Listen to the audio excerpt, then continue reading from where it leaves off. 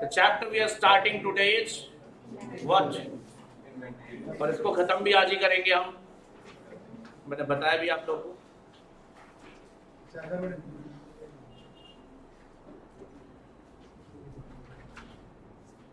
कोशिश पूरी है, देखते हैं। इन्वेंट्रीज, बेसिकली इस चैप्टर का नाम इन्वेंट्रीज ना होके क्या होना चाहिए था?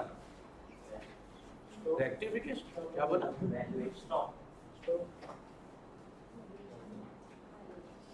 Inventories valuation. इन्वेंट्री का वैल्यूएशन सीखने जा रहे हैं हम, यानी बेसिकली वैल्यूएशन ऑफ इन्वेंट्री सीखने जा रहे हैं। And obviously we will apply the provisions contained under AS, which AS2 के भी प्रोविजन सीखेंगे काफी हद तक। AS2 contains the provisions regarding inventory valuation, so we will discuss about that as well। वो बीच में प्रोविजन अपने आप आ जाएंगे, इसके ही प्रोविजन पढ़ेंगे ज्यादातर तो। But the problem starts here कि व्हाट इज इन्वेंट्री, होता क्या है ये? ध्यान से देखना बेटा, इन्वेंट्री क्या होता है? सबसे पहली बात तो यहीं से शुरू होती है, वैल्यूएशन तो उसके बाद हम कर ही लेंगे, ठीक है ना। एंड यू नो, पूरा प्रोविजन नहीं पढ़ना आपको, फाउंडेशन में जो इन्वेंट्री वैल्यूएशन करना उसका कंटेंट थोड़ा कम, थोड़ा क्या बहुत कम है, तो मैं उसी लेवल पे टिका रहूंगा, टेंशन मत लो। लेकिन इनिशियली इन्वेंट्रीज के बारे में पूरा डिटेल में बताऊंगा। इन्वेंट्रीज की अगर कोई बात पूछता है कि what do you mean bye inventory, तो पहला ही पॉइंट आ गया इन्वेंट्रीज की डेफिनेशन के रिगार्डिंग, जो कि क्या दिख रहा है आपको स्क्रीन पे? तीन चीजें कंटेन करता है इन्वेंट्री। पहला क्या, दूसरा और तीसरा। अब ज्यादा जज्बाती होके मत देखना इसकी बातों को, और ध्यान से सुनना जो मैं बता रहा हूं, बिल्कुल आराम से। इन्वेंट्रीज में ये तीन चीजें कैसे इंक्लूड होती है? स्टॉक, यू नो स्टॉक, वैसे तो बेसिकली इन्वेंट्री और स्टॉक में आप लोग जनरली डिफरेंशिएट नहीं करते, एक ही मान के चलते हो, फाउंडेशन लेवल तक चलेगा भी। तो स्टॉक का मतलब क्या हुआ? तीन तरीके के स्टॉक होते हैं। पहला स्टॉक क्या होता है बेटा? दूसरा और तीसरा, ठीक है। What do you mean by loose tools? Loose tools, अरे हाँ कह रहा है मेरा पेंच कसो, है ना, ढीला है, यू नो, स्क्रू ड्राइवर, पेंच का सही बोल रहा है, और हैमर, हाँ सारे मजदूर आदमी यही बैठे हैं, हाँ प्लास और drill machine. In fact loose tools मतलब वो टूल्स जो आपको यूज करते गुड्स को एक जगह से दूसरी जगह पहुंचाने में भी, कंटेनर्स वगैरह, है ना, कर्टेन्स वगैरह, ठीक है ना। अरे वो कोल्ड ड्रिंक कैसे ले जाते हो बेटा? क्रेट होता है ना, वो क्रेन नहीं बोलते, क्रेन लगवा दे, अंडे भी क्रेन से भिजवाते होंगे फिर तो तुम लोग, है ना। कोई नहीं, फूट गया तो मुर्गी टांग देते सीधा सब, है ना। चलो, बट लूज टूल्स के साथ पंगा क्या है ना दोस्त, by default they will not become your inventory, will be treated as part of inventory only if it is not treated as PPE. What is the meaning of PPE? Now everyone knows that, है ना, वो Covid में जो पहन के घूमते थे सब, वो चांदू के भाई लोग, वही PPE था ना, PPE किट वाला। डेप्रिसिएशन तो पढ़ा ही नहीं, जैसे पहली क्लास में बता दिया था पीपीई मतलब क्या होता है? Property, no, property plant and equipment. भाई एएस में यही नाम दिया गया है, प्लांट प्रॉपर्टी नहीं करना, पहले जो लिखा वही यूज करो, property plant and equipment as पर AS10। तो अगर ये AS10 के हिसाब से प्रॉपर्टी प्लांट एंड इक्विपमेंट में चले गए तो वो वही डील होंगे, अगर वहां नहीं गए तो कहां आएंगे? इन्वेंट्री में। So basically they primarily becomes the part of PPE. अगर पीपी नहीं बन पाया लूज टूल्स तो क्या बन जाएगा दोस्तों? इन्वेंट्री। मुझे लगता है क्लियर है, पक्का? यस। यहां तक कोई दिक्कत तो नहीं है ना? चलिए, और लास्ट में बचा है spare parts. What do you mean by spare parts? Automobiles में चले जाओ, स्पेयर पार्ट्स क्या होते हैं? जो पार्ट्स, लाइक इंजन हो गया, है ना, कार का, बाइक का इंजन होता है, और हेडलाइट, और टायर, इंडिकेटर, है ना, ट्यूबलाइट, नहीं सॉरी क्या होता है? वाइपर, हाँ वाइपर भी होता है यार, हाँ आगे लगा रहता, पीछे भी होता है वाइपर। मैं सोचा वाइपर लेके क्या करूँ, हाँ, और नंबर प्लेट वहीं से आती है, हाँ कार्बोरेटर, जहाँ कचरा भरा होगा। चलो कोई नहीं, तुम लोग मतलब पहले मैकेनिक थे क्या? पहले मैकेनिक थे क्या, इतना सब कुछ याद करके बैठे हो?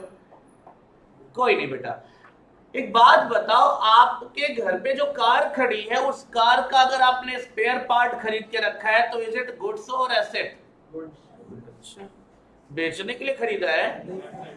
हाँ बोलो।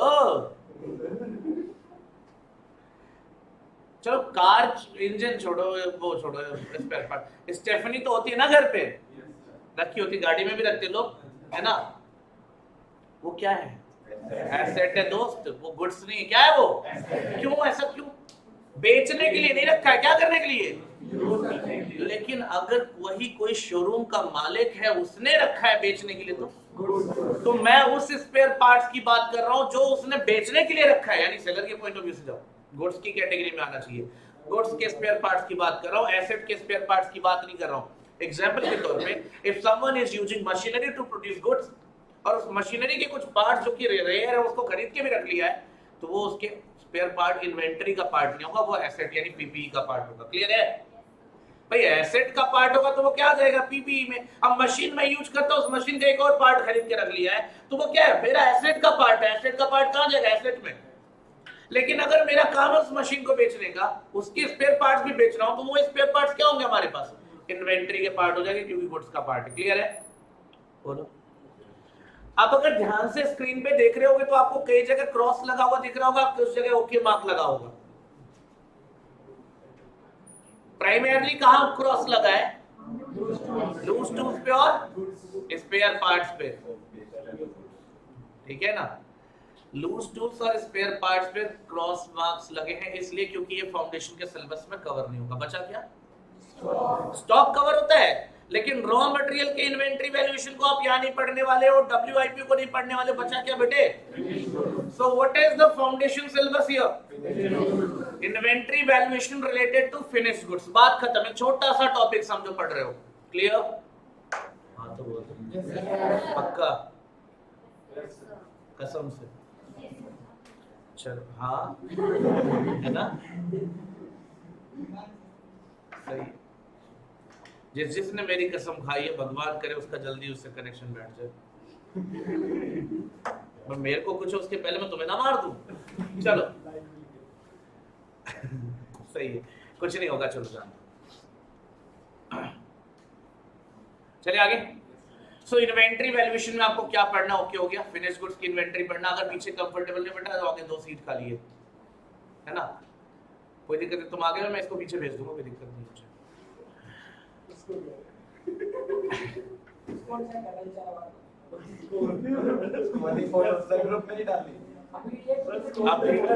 अभी तो नहीं।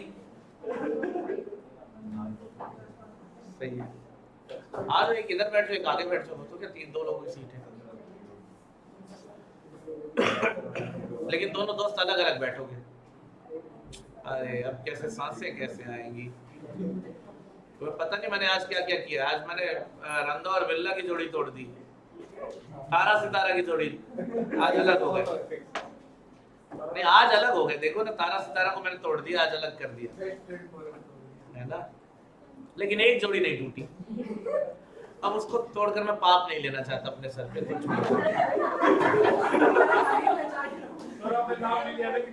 मैंने तो किसी का नाम नहीं लिया। चलिए भाई, so let's back to the point. Inventory valuation, valuation of inventory क्यों करते हैं? तो क्या लिखा? मॉड्यूल से पढ़ लेना, मैं बता रहा हूं, टेंशन मत लो, पढ़ मॉड्यूल से लेना। इन्वेंटरी वैल्यूएशन क्यों करते हैं? इससे तुम्हारा प्रॉफिट, एक्चुअल प्रॉफिट असरटेनमेंट में फायदा होगा। भाई प्रॉफिट निकालने के लिए, चलो ग्रॉस प्रॉफिट निकालने के लिए बात करते हैं, क्या क्लोजिंग स्टॉक दिखाना जरूरी है? नहीं दिखाएंगे तो करेक्ट प्रॉफिट आएगा क्या? तो ग्रॉस प्रॉफिट निकालने के लिए क्लोजिंग इन्वेंटरी दिखाना जरूरी है ना, कंपल्सरी है ना? सो दैट इज व्हाई कि आप एक पॉइंट वो हो गया कि करेक्ट प्रॉफिट निकालना है तो इन्वेंटरी रिक्वायर्ड है। Do you know the liquidity position? How can we calculate liquidity position? By calculating liquidity ratio. कितने लिक्विडिटी रेशियो जानते हो आप? 2। तो चलो 2 ही का नाम बता दो। चलो पहले क्विक रेशियो, दूसरा current ratio. What is the formula to get current ratio? Current asset divided by, so you know current asset में इन्वेंट्री भी आता है क्या? Yes, sir. आता है ना? So without calculating inventory can we get the current ratio? No, sir. क्या वह लिक्विडिटी एनालिसिस इजी हो पाएगा? No, sir. Inventory valuation mandatory हुआ। करेक्ट फाइनेंशियल पोजीशन जानना है मुझे। फाइनेंशियल पोजीशन यानी औकात जाननी है किसी की बिजनेस एंटिटी की, कैसे जानते हैं?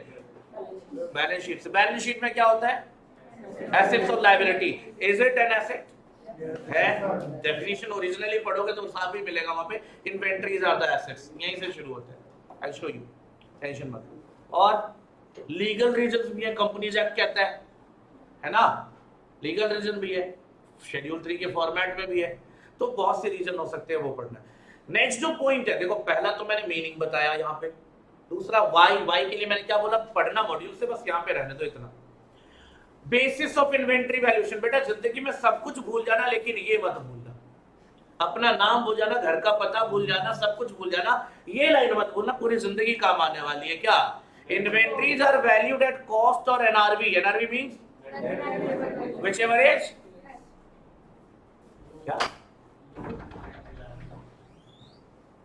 क्लास के बाद मिलना मेरे से तीनों।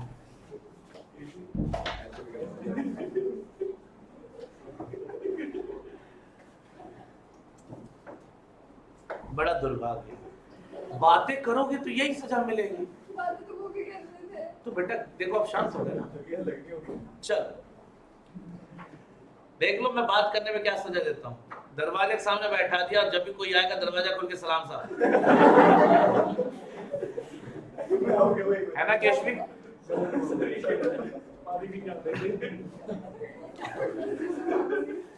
नहीं भाई, बाकियों के तो पता नहीं क्या कहेगी, लेकिन तेरे साथ नहीं होने वाला है, तेरा उसका 36 का आंकड़ा है। So cost or NRV whichever is lower, inventories are valued at cost or NRV whichever is lower, जो कम होगा। क्यों भाई? क्योंकि प्रूडेंस कंसेप्ट या कंजर्वेटिज्म कंसेप्ट बीच में आ जाता है। ये क्या कहता है? प्रूडेंस कंसेप्ट या कंजर्वेटिज्म कंसेप्ट कहता है कि कम से कम प्रॉफिट रिपोर्ट करना चाहिए, अननेसेसरी प्रॉफिट बढ़ाना चाहिए। मतलब लाइन सीधी सी ये है कि always try to anticipate future expected losses or gains but never try to anticipate future expected profit or, गलती नहीं थी है ना? Always try to anticipate future expected losses but never try to anticipate future expected gain। मैंने पहले वाले में gain भी बोला था, तुम लोगों ने ध्यान कहा है? भविष्य में फायदा दिख रहा हो तो इग्नोर कर दो, जब होगा तो देखा जाएगा, लेकिन लॉस हो रहा है तो क्या करो? अभी बताओ। और ये ह्यूमन टेंडेंसी है, तुम लोग भी यही करते हो, है ना? लॉस दिख रहा होगा तो सबको बताओगे, यार मैं बर्बाद हो गया, मैं बर्बाद हो गया, मैं बर्बाद हो गया, लेकिन कहीं से फायदा आने वाला हो तो बताते भी नहीं है ना? धीरे से पैसा दबाया, रख के भाग लिए, है ना? ऐसा होता है ना? क्यों मिस्टर गोली? ठीक है, होता है नहीं होता? बताओ ना। अरे ह्यूमन टेंडेंसी, देखो गोली बड़ा पाओ, भगवान न करे ऐसा हो, लेकिन वहां पे एक बार ना, अरे सुन तो पूरी बात, वहां पे कुछ चोर आए, है ना? रात में सारा सामान साफ, लेकिन चोर ना पहले से ही कहीं से चोरी करके आ रहे थे, ठीक है, किसी ज्वेलरी शॉप से, और वो ज्वेलरी का पूरा जो पोटली था वो वही छोड़ के चले गए गलती से, ठीक है? गाँव बसा नहीं, भिखारी पहले आ गए, पार्टी लाओ भाई पार्टी, पूरी कहानी तो होने दे। अब गोली वड़ा पाव के मालिक, द वन एंड ओनली, कौन? चतुर्वेदी, है ना? पढ़ा एक भी वेद नहीं है वैसे, चतुर्वेदी है ये, पापा का नाम ना होता शायद ये कोई एक भी वेद नहीं रह जाता इसका। तो ये भाई साहब ने ना FIR लिखा नहीं। अब आप बताओ, सच सच बताना और अपने आप को समझ के बताना कि तुम क्या करोगे, FIR में क्या लिखाओगे।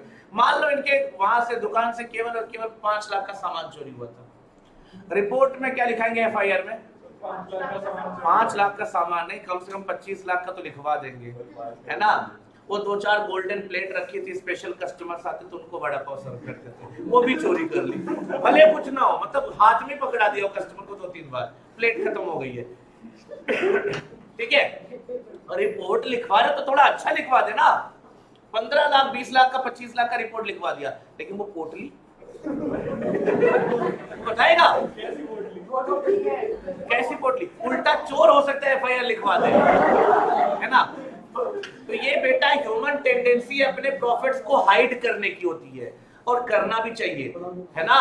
वरना कुछ भूखे दोस्त ऐसे रहते हैं ना, बार बार पार्टी दे, अभी कुछ हुआ नहीं है, इमेजिनरी पहले प्रॉफिट मांग पार्टी, ऐसे ही होता है बेटा। हाँ वही प्रमोशन है बेटा, डिस्काउंट कुछ कभी भी नहीं मिलता यार, क्या बोलूं मैं, इसका प्रमोशन इतना करता हूँ ना, फिर भी अब लग रहा है एग्जाम्पल करना पड़ेगा। वो क्या जूते वाला जानते यार, वो बैठा जूते वाला ये जानते। अच्छा ये अपना प्रमोशन करवाएगा, इसका दुकान यहाँ है नहीं ना?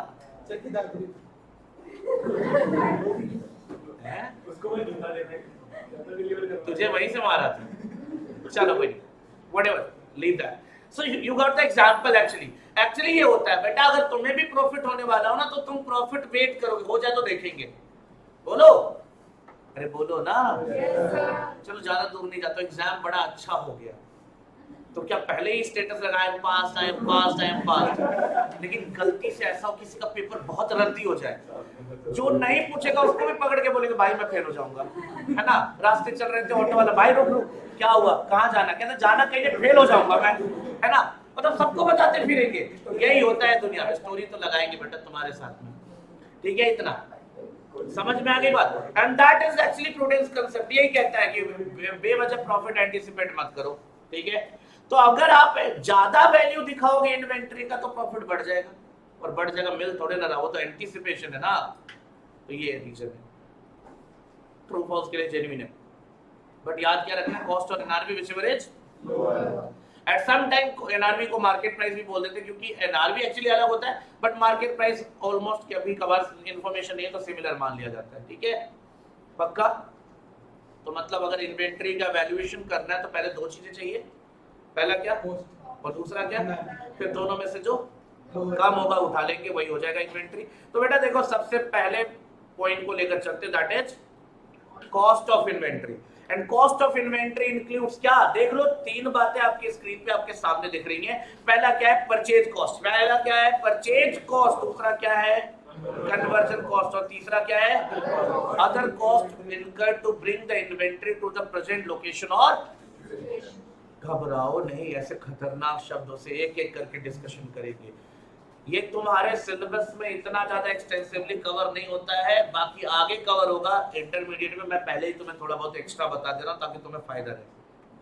परचेज कॉस्ट क्या होगा, देखो परचेज कॉस्ट के लिए ये स्टेटमेंट आपके लिए काफी है।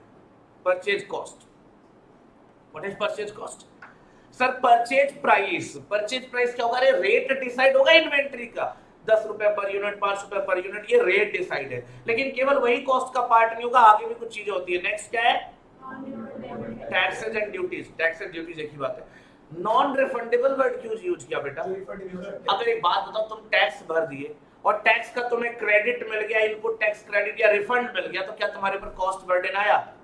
नहीं आया ना, रिकवरी हो गई ना। लेकिन अगर रिफंडेबल नहीं है, नॉन रिफंडेबल है, तो तुम्हारे ऊपर कॉस्ट बर्डन आया, तो तभी ऐड करना, ठीक है? Next carrying cost and other cost, ये तुम्हें मिलेगा सिंपल, अभी यहाँ पे इतना डीप में जाने की जरूरत है। Carrying cost, inventory carry quantity cost and other cost जो भी दिया रहेगा, ठीक है? जो भी डायरेक्ट कॉस्ट है सब ऐड हो जाएगा। कुछ माइनस भी होगा क्या? दो चीजें माइनस होगी। सबसे पहले क्या माइनस होगा, now you know trade discount, the discount which is allowed to everyone, and बचपन में पढ़ाया गया था इसकी एंट्री नहीं होती, तो यहाँ से माइनस कर देंगे। What is quantity discount? वो होता है ना कि सर एक साथ ज्यादा मंगाओगे, ज्यादा का ऑर्डर दोगे तो 10% ऑफ, है ना? वरना डिस्काउंट नहीं है, लेकिन जब क्वांटिटी ज्यादा होगी तो क्या 20% ऑफ हो जाएगा, ठीक है ना? 50% ऑफ हो जाएगा in respect of quantities only. Higher the quantity, higher will be the discount. तो क्वांटिटी बेस्ड डिस्काउंट भी यहाँ पे माइनस करना है, then it will be cost of purchase cost, sorry purchase cost आया। क्लियर है यहाँ तक? आपको ये चीजें बस फॉर्मेट वाइज ध्यान देनी। कभी गलती से क्वेश्चन आ गया कैलकुलेट कॉस्ट ऑफ इन्वेंटरी, वैसे अभी तक नहीं आया, इंटरमीडिएट वगैरह मिलता है, तो परचेज कॉस्ट निकालने का ये प्रोसीजर आपको समझना पड़ेगा, ठीक है? सिंपल है, वैसे ज्यादा कॉम्प्लिकेटेड नहीं है। और क्या इंक्लूडेड था बेटा कॉस्ट में? तो कन्वर्जन कॉस्ट ये रहा। अच्छा, कॉस्ट ऑफ इन्वेंटरी इंक्लूड होता है, एक्सक्लूड करता है। इंक्लूड वाले के साथ साथ एक्सक्लूड भी लिखा, अभी इस पे आऊंगा, लेकिन पहले कन्वर्जन कॉस्ट समझ लो। क्या लिखा है? Cost incurred to convert the raw material into generally. भाई ऐसे थोड़ी ना कि हमारे पास रॉ मटेरियल पड़ा है और हम जादू की छड़ी घुमा देंगे और वो गुड्स बन के तैयार हो जाएगा, है ना? बोलो क्या करना पड़ेगा? लेबर लगाना पड़ेगा और कुछ एक्स्ट्रा खर्चे भी लगेंगे। तो labour and overhead cost, overhead final account में पढ़ा है तो ओवरहेड का मतलब इनडायरेक्ट कॉस्ट का समेशन। तो आपको याद रखना चाहिए कि लेबर और ओवरहेड जो लगता है उसको कन्वर्जन कॉस्ट जनरली बोलते हैं। एंड अदर कॉस्ट क्या होगा? All other costs incurred to bring the inventory to its present location or situation। क्या लाइन भी यही लिखी थी, लेकिन एग्जांपल से ज्यादा समझ में आएगा। क्या लिखा? क्वालिटी कंट्रोल कॉस्ट या फिर रिसर्च एंड डेवलपमेंट कॉस्ट। तो इस तरह के कॉस्ट जो होंगे वो आपका यहाँ पे एक्स्ट्रा ऐड हो जाएंगे। तीनों जोड़कर क्या आएगा? Cost of inventory. तीनों जोड़कर, तीनों मतलब purchase cost and other cost, ठीक है? Purchase cost, conversion cost and exclude किसे कहेंगे? किसे एक्सक्लूड करेंगे? क्या लिखा? एबनॉर्मल वेस्टेज को गायब कर दो। एबनॉर्मल कॉस्ट अलग से शो होता है, स्टोरेज कॉस्ट नहीं इंक्लूड होता sir. Go down rent, consignment में तुम्हें बता रखा है गो डाउन रेंट इंक्लूड होता था क्या? गो डाउन रेंट इंक्लूड करते थे क्या? हम कंसाइनमेंट स्टॉक निकालते वक्त नहीं करते थे। तो गो डाउन रेंट वही तो स्टोरेज कॉस्ट नहीं इंक्लूड होगा। यहाँ भी सेलिंग एंड डिस्ट्रीब्यूशन वो भी नहीं इंक्लूड होगा। नॉन सेलिंग कॉस्ट ऐड होता था, ये भी बताया था। तुम कंसाइनमेंट से कनेक्ट कर लो, इजी रहेगा। इंटरेस्ट एंड फाइनेंस चार्जेस नहीं इंक्लूड होगा। एडमिनिस्ट्रेटिव ओवरहेड लाइक सैलरी वगैरह नहीं ऐड होगा। तो ये जो चीज है ये एक्सक्लूडेड है, ठीक है? इतनी बातें क्लियर होनी चाहिए। सर कॉस्ट के लिए तो इतना ठीक है, और क्या चाहिए दूसरा? दूसरा क्या है? एनआरवी। अब एनआरवी किसके रिस्पेक्ट में बात कर रहे हैं हम केवल फिनिश्ड गुड्स की बात कर रहे हैं। याद रखना है, ये मत कहना कि कॉस्ट यही होता है हर जगह। डब्ल्यूआईपी की कॉस्ट अलग होगी, उसका निकालेंगे अलग से, एनआरवी अलग निकलेगा। लेकिन हम उसकी बात नहीं कर रहे, हम बात किसकी कर रहे हैं? फिनिश्ड गुड्स की। तो एनआरवी कैसे आएगा सर? एनआरवी मतलब नेट रियलाइजेबल वैल्यू, रियलाइज्ड नहीं, रियलाइजेबल। जो पॉसिबिलिटी है ये हमें मिल सकता है। तो इसको कैसे निकालेंगे? Estimated selling price means what is the expected selling price, मतलब किस रेट पे इन्वेंटरी को हम आराम से बेच सकते हैं मार्केट में। बेच नहीं रहे, याद रखना, सुनाई दे रहा होगा आई गेस। बेच नहीं रहे, क्या करेंगे? बेच सकते हैं। और बेचने पे अगर कोई पॉसिबल एक्सपेंस है तो वो भी माइनस कर दो। क्या आ जाएगा? एनआरवी। एग्जांपल के तौर पे ये मेरा एजेंट है, मैं इसके थ्रू गुड्स बेचता हूं, तो पॉसिबिलिटी है मार्केट में 110 रुपए में बिक जाएगा, that is expected selling price, और ये 10% कमीशन खाएगा। अब बताओ एनआरवी कितना आएगा? 9.9। यही आएगा ना? 99। सही बात, हाँ सही बात है, 99 ना? अरे बोलो ना यार, समझ में आया ना? So that is NRV. और अगर कोई एक्सपेक्टेड एक्सपेंस नहीं है, इनकर्ड कोई भी एक्सपेंस अगर ऐसा लग नहीं रहा है, तो हमारा क्या हो जाएगा? पूरा मार्केट प्राइस ही क्या हो जाएगा? एनआरवी हो जाएगा, हाँ या ना? तो मार्केट प्राइस जो सेलिंग प्राइस होगा वही एनआरवी हो जाएगा, हाँ या ना? बताओ मुझे भाई। If you are incurring, you are expected to incur the expenses, तो माइनस करोगे, नहीं तो फिर वही selling price is equal to NRV, यानी मार्केट प्राइस के बराबर आ जाएगा। कोई दिक्कत? पक्का? ये थी बेसिक थ्योरी। ये बेसिक थ्योरी है इन्वेंटरी के रिगार्डिंग। एक सेकंड में इसको स्क्रीन पे देता हूं और एक ही स्क्रीनशॉट में सब क्लियर हो जाएगा।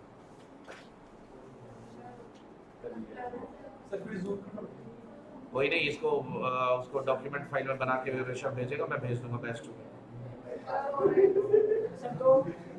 दो कर दो।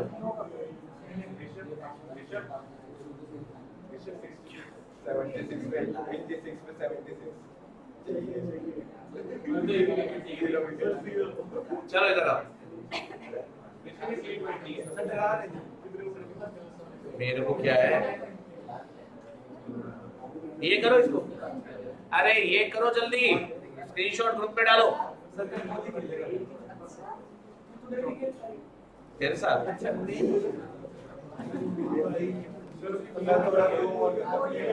क्या हो गया? किसी ने सेटिंग से ठीक है इसको? अरे सही तो आ रहा है, साफ तो आ रहा है यार। ओ भाई एंड्रॉइड वाला कोई फोन की फोटो खींचो, इसको पता नहीं इसके आईफोन में क्या हो गया। सिर्फ ऐसे नहीं होता, क्लियर होता है वैसे।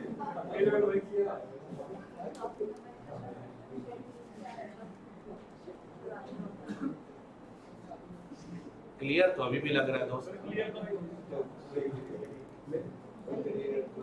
हो गया? डन। अबे स्क्रीनशॉट ले रहे हो, बदला ले रहे हो तुम लोग।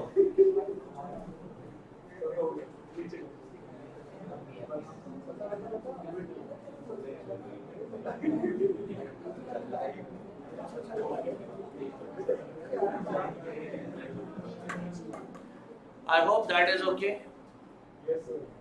डन। चलिए हो गया बेटा, ग्रुप में भेज देना अपने अपने ग्रुप्स में सभी लोग।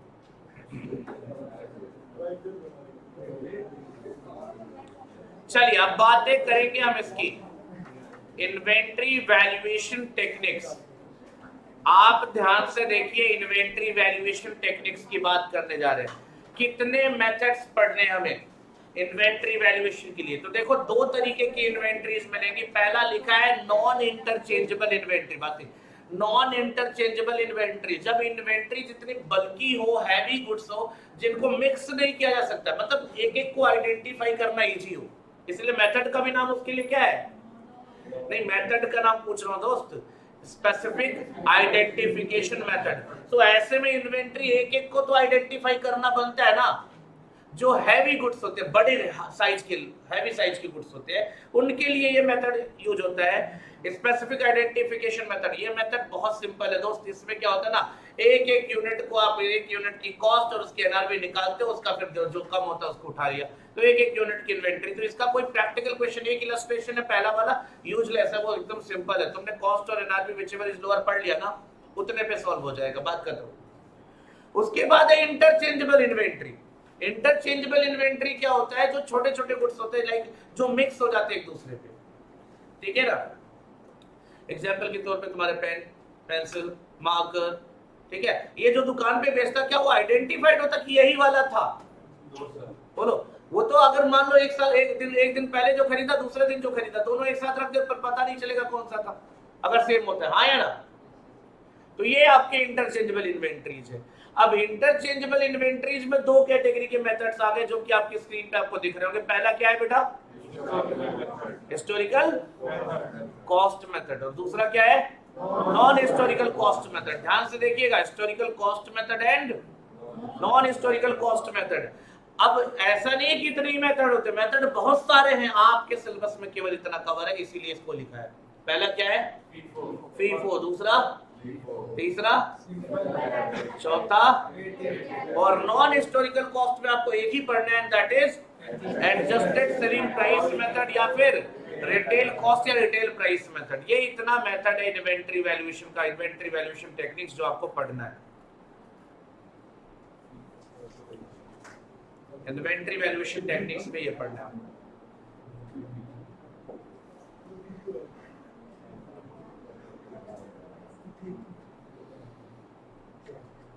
डन है इतना? बोलो बोलो, हो गया? Sure sir. अब जो बातें हैं ना, अब जो बाकी थ्योरी है वो यहीं से पढ़ना है। मीनिंग आपको मैंने बता दिया, देखो ये सब मैंने समझा दिया, इसको रीड कर लेना। स्पेयर पार्ट्स इंक्लूड नहीं करेंगे अगर वो किसका है? फिक्स्ड एसेट का है। अगर किसी और चीज का है तो फिर गुड्स का है तो यूज होगा। इन्वेंट्री वैल्यूएशन देखो क्यों करते हैं? डिटर्मिनेशन ऑफ इनकम के लिए, फाइनेंशियल पोजीशन जानना है, लिक्विडिटी एनालिसिस जानना है, स्टैट्यूटरी कंप्लायंस में देख लो। बेसिस में क्या बोला? इन्वेंट कॉस्ट और NRV whichever is lower. Done है। कॉस्ट में क्या इंक्लूड होता है? तीन बातें। हाँ, ये बात मैंने इनको पैराग्राफ में इन्होंने बना के दिया, मैंने आपको बढ़िया से स्टेटमेंट बना के दे दिया। कन्वर्जन कॉस्ट में देखो क्या लिखा है, ठीक है ना। अदर कॉस्ट के बारे में मैंने बता दिया तुम्हें, कुछ चीजें एक्सक्लूड होती है, ये साफ साफ यहाँ लिख रखा है, देख सकते हो, एक्सक्लूजन। नेट रियलाइजेबल वैल्यू इन्होंने पैराग्राफ बना के दिया, मैंने आपको 2 लाइन का एक स्टेटमेंट बना के दे दिया, ठीक है सर। मेथड्स की बात भी मैंने कर दी जो अभी इनके बाद में आएगा। लेकिन अब एक जो थ्योरेटिकल पोर्शन है, inventory record system, you can check it out, दिख रहा है? इन्वेंट्री रिकॉर्ड सिस्टम, इसको आपको बुक से ही पढ़ना है, इसके बारे में कोई नोट्स मेंटेन नहीं करना है, इसको केवल बुक से पढ़ना है इन्वेंट्री रिकॉर्ड सिस्टम को। और मैं आपको बता दूं कितने तरीके के रिकॉर्ड सिस्टम दिख रहे हैं। तो एक तो तुम्हारे स्क्रीन पे तुम्हें दिख ही गया होगा, और जस्ट उसके बगल में ग्रीन कलर में भी कुछ लिखा हुआ दिख रहा होगा, परपेचुअल। 2 ही होते हैं, पीरियोडिक एंड परपेचुअल। पीरियोडिक मतलब क्या होता है? जहां इन्वेंट्री वैल्यूएशन एक पर्टिकुलर टाइम पीरियड एक्सपायर होने के बाद होता है, जैसे जनवरी साल के आखिरी में, है ना? बोलो। तो मैक्सिमम ट्रेडिंग कंसर्न जो होते हैं वो साल के आखिरी में इन्वेंट्री निकालते हैं, हाँ या ना? यानी एक टाइम पीरियड के बाद, फिक्स टाइम पीरियड के बाद। और परपेचुअल इन्वेंट्री सिस्टम, परपेचुअल मतलब क्या होता है? कंटिन्यूअस। क्या होगा? Continuous, year of time, her transaction के बाद। पासबुक देखा कभी? पासबुक हर ट्रांजैक्शन के बाद बैलेंस निकलता नहीं निकलता वहां पे? बोलो। हर ट्रांजैक्शन के बाद बैलेंस निकलता है दोस्तों, याद रखना। पासबुक में तुम्हें हर ट्रांजैक्शन के बाद बैलेंस निकलता, तो ऐसे में उसको क्या बोलोगे? पीरियोडिक स्टेटमेंट है, परपेचुअल स्टेटमेंट है? बोलो।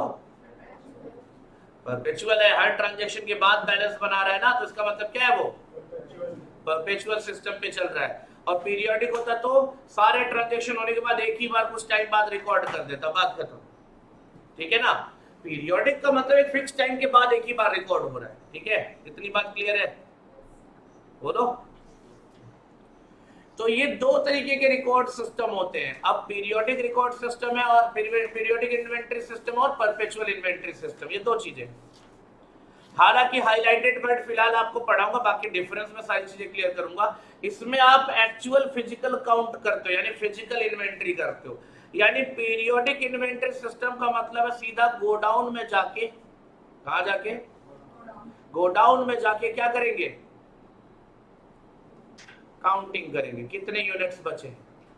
इसको हम फिजिकल इन्वेंट्री सिस्टम बोल सकते हैं। क्या बोल सकते हैं बेटा? भाई एक बात बताओ, साल में आखिरी में जा रहे हो इन्वेंट्री वैल्यूएशन करने, तो कहां जाना पड़ेगा? सीधे गोडाउन में जाओ ना, साल के आखिरी में जितना बचा उसकी वैल्यू निकाल लो, हो गया इन्वेंट्री। ये है फिजिकल इन्वेंट्री सिस्टम या फिर periodic inventory system. But perpetual inventory system के लिए क्या हर ट्रांजैक्शन के बाद गोडाउन में भाग के जाओगे? सोचो, कस्टमर्स की लाइन लगी हुई है, एक को सामान दिया, सामान देने के बाद सीधा भागा गोडाउन में, फिर आया वहां से वापस, फिर सामान दिया, फिर भागा गोडाउन में। ऐसे चलेगा क्या? बोलो बोलो। अगर बैंक का कैशियर ऐसा करने लगे पासबुक को लेकर, तब तो बेचारा दिन भर एटीएम पे ही 4 बंदे खड़े, मतलब 4 एटीएम में 4 बंदे लगा, 4 कैशियर रखने पड़ेंगे। एटीएम मशीन खोल के देखेगा कैसे इतना अच्छा ये रहा। नहीं दोस्तों, परपेचुअल में it is not possible to go for go down every time. तो क्या करेंगे हम? बुक वैल्यू के हिसाब से चलेंगे। कहां जाएंगे? यहाँ पे बुक्स के हिसाब से इन्वेंट्री लाएंगे। ठीक है ना? जितना इन्वेंट्री अपने पास पहले से था, सामने कस्टमर है, खरीद लिया, जितना बुक्स में दिख रहा उसमें से ये बिक गया, जो बच गया वही निकल गया। क्या आ जाएगा? इन्वेंट्री। सिस्टम सिंपल है। परपेचुअल में हम क्या करेंगे? हमारे पास पहले इन्वेंट्री रिकॉर्डेड बुक्स में अवेलेबल है, उसमें से कोई कस्टमर है, कुछ खरीद के ले गया, जो खरीद के ले गया उसको माइनस कर दो, बचा हुआ अमाउंट क्या आ जाएगा? क्या आ जाएगा? इन्वेंट्री। यानी बैलेंसिंग फिगर में यहां क्या निकाल रहे हो तुम? इन्वेंट्री। और यहां तुम बैलेंसिंग फिगर में इन्वेंट्री नहीं निकाल रहे हो, यहां तुम एक्चुअली इन्वेंट्री को वैल्यू कर रहे हो। बोलो। यहां परपेचुअल इन्वेंट्री सिस्टम में तुम इन्वेंट्री नहीं निकाल रहे हो, क्या निकाल रहे हो? बैलेंसिंग फिगर निकाल रहे हो। इन्वेंट्री का वैल्यूएशन नहीं हो रहा, क्या हो रहा है? बैलेंसिंग फिगर निकल रहा है। बोलो भाई। तुम्हारे अकाउंट से पैसे कटते तो कितना पैसा कट गया वो छोड़ दो, जितना बचा वही तुम्हारा बैलेंस है। सही गलत जो भी वही बैलेंस है, हाँ या ना? कोई तुम्हारे रुपए नहीं गिनने जाता बार बार। ठीक है ना? खैर वहां तो इजी है, यहाँ तो फिर भी यूनिट्स अवेलेबल है। बट याद रखना, परपेचुअल इन्वेंट्री सिस्टम का मतलब हुआ कि जितना तुम्हारे पास बुक में अमाउंट था वो तुमने जो दे दिया वो माइनस कर दो, बैलेंसिंग फिगर में क्या आएगा तुम्हारा? जो बचा वही स्टॉक कहलाएगा। लेकिन यहाँ तुम कायदे से एक एक यूनिट काउंट करके इन्वेंट्री का वैल्यूएशन करते हो, बैलेंसिंग फिगर नहीं निकालते। तो बैलेंसिंग फिगर में कॉस्ट ऑफ गुड्स सोल्ड आता है। अब मैं ले चलता हूँ डिफरेंस में, सारी चीज समझा देता हूँ, देखो ध्यान से। This is most important point, ध्यान से देखो। पीरियोडिक इन्वेंट्री सिस्टम और साइड में परपेचुअल इन्वेंट्री सिस्टम। बुक भी सामने रखो सब लोग, अगर स्क्रीन पे दिक्कत हो रही है दिखने में तो बुक भी सामने रखो। देखो ध्यान से, पहला ही पॉइंट क्या कहता है बेटे? This system is based on physical verification. एक एक इन्वेंट्री का वेरिफिकेशन, एक एक यूनिट को फिजिकली वेरीफाई करते हैं। And this is based on, ये मैंने आपको बता दिया, अभी बताया Next, second point. This system provides information about the inventory and at a particular date. कब निकलता है? particular date को, साल के आखिरी दिन जाते हैं। यहाँ पे क्या होगा?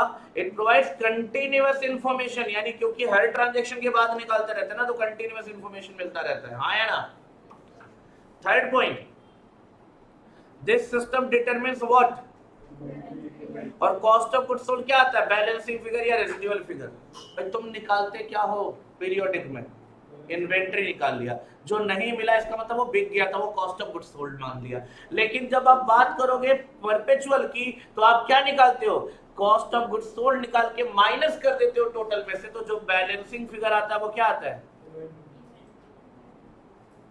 क्लियर? पीरियोडिक इन्वेंटरी सिस्टम में बैलेंसिंग फिगर में क्या आएगा? Cost of goods sold. Calculation किसका करेंगे? इन्वेंट्री का। परपेचुअल इन्वेंट्री सिस्टम में बैलेंसिंग फिगर में क्या आएगा? इन्वेंट्री। कैलकुलेशन किसका करेंगे? कॉस्ट ऑफ गुड्स सोल्ड का। कॉस्ट ऑफ सेल्स भी बोल सकते हो, कोई दिक्कत नहीं है। ये याद रखना है, ट्रू फॉल्स में पूछा जा सकता है बेटे। फोर्थ पॉइंट, अच्छा एक बात बताओ, अगर आप कोई रिकॉर्ड सिस्टम चेक कर रहे हो और कोई चीज मिसिंग है, गायब है, तो किसके पार्ट में आप जनरली मान लेते हो? बैलेंसिंग फिगर पे या जो कैलकुलेट किया उसमें? किसमें इंक्लूड करोगे? बैलेंसिंग फिगर में। भाई जो नहीं मिल रहा उसको कहां मान लोगे? बैलेंसिंग फिगर में चला गया, बात खत्म। क्योंकि जो तुमने निकाला वो तो तुम्हारे पास आ चुका है ना, जो नहीं मिल रहा उसको क्या मान रहे हो? Balancing figure. और बैलेंसिंग फिगर जो होगा उसमें लॉस भी इंक्लूड हो जाएगा। तो बेसिकली इस सिस्टम में what is the balancing figure? Sir ji cost of goods sold, क्योंकि हम कैलकुलेट क्या करते हैं? हम इसमें इन्वेंट्री कैलकुलेट करते हैं और बैलेंसिंग फिगर में क्या निकालते हैं? तो ऐसे में कॉस्ट ऑफ गुड्स सोल्ड में चला जाएगा लॉस ऑफ इन्वेंट्री। और यहाँ पे हम बैलेंसिंग फिगर में क्या निकालते हैं? इन्वेंट्री। तो लॉस किस में इंक्लूड हो जाएगा? इन्वेंट्री में। जहां बैलेंसिंग फिगर आएगा वही लॉस। ये शॉर्टकट याद रखना, जिस चीज में जो जिस टेक्निक पे जो बैलेंसिंग फिगर आता है उसी में लॉस भी इंक्लूड हो जाएगा। क्लियर रहेगा? ठीक है। पांचवा पॉइंट देखो, इन्वेंट्री कंट्रोल पॉसिबल है क्या? साल के आखिरी दिन जाओ और सब कुछ मैनेज कंट्रोल कर लूंगा, पॉसिबल नहीं है। लेकिन यहाँ तो डेली बेसिस पे काम चलता है, ट्रांजैक्शन बेसिस पे काम चलता है, तो क्या होगा? इन्वेंट्री कंट्रोल पॉसिबल है। तो किस में इन्वेंट्री कंट्रोल पॉसिबल है? परपेचुअल और पीरियोडिक में नहीं है। ये सिस्टम क्या था? लेस एक्सपेंसिव और सिंपल है। वही बात है ना, साल के आखिरी में जाओगे तो खर्चा ही नहीं होगा। इसके लिए प्रॉपर्ली एक बंदा बैठा कर रखोगे तो कॉस्ट तो ज्यादा आएगा ही। बोलो ये कहता, अब ये तो खैर फालतू की बात है, but periodic inventory system requires closure of business for counting of inventory. Business मतलब बिजनेस नहीं बंद कर देते, इन्वेंटरी का फ्लो थोड़ी देर के लिए रोक देते, कुछ दिनों के लिए रोक देते ताकि इन्वेंटरी आराम से काउंट हो सके। यहाँ हम बुक्स पे ध्यान देते हैं ना कि गोडाउन पे ध्यान देते हैं, तो यहाँ काम चालू रहता है, कोई मतलब नहीं है, इन्वेंटरी निकलता रहेगा। ठीक है ना? आपको ये प्रॉपरली रीड करना है, क्योंकि इस पॉइंट से ही डिफरेंस लिखने को या फिर डिफरेंस के 4 नंबर थ्योरी भी आ सकती है। ठीक है, बोलो बेटा। अब आते हैं मेथड्स पे, जिनके बारे में हमें प्रॉपरली डिस्कशन करना है। सो टोटल कितने मेथड्स मिले थे आपको? मेथड कितने? 5। अभी और बोलोगे? 1 2 3 4 5 और ये तो तेरा नंबर फेवरेट वाला है ना?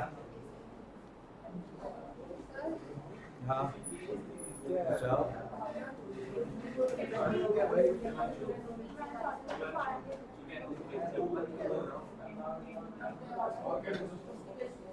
हो गया बेटा? चलिए ध्यान दीजिए, ये 6 के 6 मेथड्स की बात करनी है। ध्यान से देखिए, पहला मेथड लेकर चलते हैं स्पेसिफिक आइडेंटिफिकेशन मेथड। ध्यान से देखिए, और आगे मैंने बता दिया इसको आप थ्योरेटिकली डील कर लेना, थ्योरी पढ़ लेना। स्पेसिफिक आइडेंटिफिकेशन का मतलब एक एक यूनिट को चुन कर उसकी कॉस्ट और एनआरवी निकालेंगे, जो कम होगा उसको इन्वेंटरी मान लेंगे, इससे ज्यादा कुछ नहीं है। ठीक है ना? तो इसकी थ्योरी है। ठीक है, इसका आप अगर आपके पास नई वाली बुक होगी, इस पे इलस्ट्रेशन नंबर 1 निकाल लो। नई बुक होगी आपके पास, इलस्ट्रेशन नंबर 1 निकाल लो, फटाफट निकालो। मिल गया? पता नहीं, मुझे नहीं पता, पहला ही इलस्ट्रेशन 1 निकालो।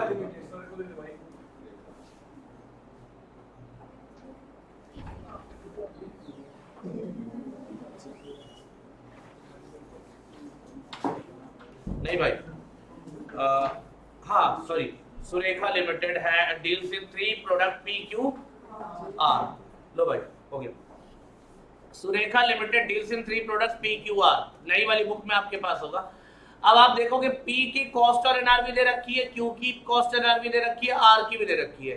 अब आपको कौन सा इन्वेंट्री में लेके जाना है जो कम होगा? P के लिए कौन सा जाएगा? कॉस्ट NRV, कॉस्ट चला जाएगा। Q के लिए कॉस्ट, लेकिन कॉस्ट लेंगे, अगर सेम है तो कॉस्ट लेंगे, अदरवाइज NRV लेंगे, तो कॉस्ट आ जाएगा। और R के लिए NRV उठा लेंगे, जो कम होगा। फिर कुछ नहीं करना, जो क्वेश्चन तुम्हारा दिया ना, 2 कॉलम तो बना के दिया ये खुद ही, एक कॉस्ट का एक NRV का, ऐसे लिखा है ना, एक कॉस्ट ये NRV, तुम यहाँ पे लिख देना इन्वेंट्री। तो इनमें तो दोनों में से जो कम होगा एक कॉलम यहाँ लिख लेना, एक यहाँ अमाउंट लिख लेना कम वाला, और इसका टोटल कर लेना, तुम्हारा इन्वेंट्री आ गया। इतना ही सॉल्यूशन देना है दोस्त। अभी तक वैसे तो मैं बोलता तो पहले नहीं आना चाहिए, नहीं आना चाहिए, लेकिन एक बार तो 5 नंबर में आ गया था, 4 नंबर में, सॉरी एवरेज 5 नंबर वेटेज होता है, 4 नंबर में आ गया था गलती से। अब आप सोचो इतना लेवल तो नहीं है, मतलब इस लेवल का क्वेश्चन अगर आपको मिल रहा है तो समझ लो पेपर इजी है, और इजी ही आता है पेपर यार, कुछ भी मुश्किल नहीं होता। ठीक है, नहीं तुम्हारे लेवल के हिसाब से बता रहा हूं। चले, तो ये पहला इलस्ट्रेशन तो हो गया, पहला मेथड ऐसे ही था, फालतू में था, है ना, टाइम पास मेथड बोलोगे। और क्या था इसमें, कितना दम लगा तुम्हारा? एक लाइन में क्वेश्चन सॉल्व हो गया, कॉस्ट और NRV व्हिचएवर इज लोअर, बात खत्म। आगे बढ़ते हैं नेक्स्ट मेथड। नेक्स्ट राक्षस का नाम है, देखो, first in first out, FIFO method, FIFO, है ना, फर्स्ट इन, जो पहले आया वो पहले जाएगा, है ना, ताकि फिर अगला भी आए ना।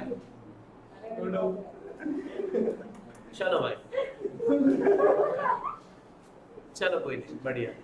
तो first in first out method. अब now tell me about the situation. Inventory कौन सा बचेगा फिर? आखिरी वाला, बस इतना ही लॉजिक है सर, इससे ज्यादा दिमाग मत चला। सही बता रहा हूँ? हाँ, मेथड तुम्हें बताएगा, मेथड तुम्हें बताएगा एग्जाम में, सुनो ध्यान से। First in first out method का मतलब क्या हुआ बेटा? जो पहले आएगा वो तो बचेगा कौन मेरे भाई? जो आखिरी में आएगा। इससे ज्यादा लॉजिक मत लगाना, फीफो मेथड में इतना ही काफी है। और ये याद रखना कि ये फीफो मेथड जस्ट एक अजम्पशन इन्वेंटरी वैल्यूएशन का, ऐसा नहीं कि मैं पहले वाला बेचूंगा। भाई दुकानदार कोई भी यूनिट बेचे, लेकिन जब वह इन्वेंट्री निकालने जाएगा तो ये अज्यूम करेगा जो पहले आया था वही पहले बेचा, तो बचा कौन सा है? लास्ट वाला। Now bring it out. अबे पागल, इलस्ट्रेशन निकाल। कह रहा लीफो, अरे लीफो तुम्हें मैं लीफो कर दूंगा, बिना क्वेश्चन के लीफो करा दूं तुझे, हैं? क्योंकि जज्बात देख रहे हो कितने हावी हो रहे हैं। कह रहा मेरी मर्जी,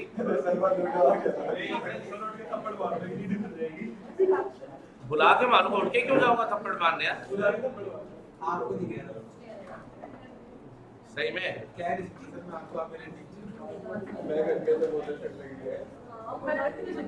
बंद कर दे थोड़ी देर, अगर ठंडी लग रही भाई बंद कर दे, फिर थोड़ी देर बाद चला देना।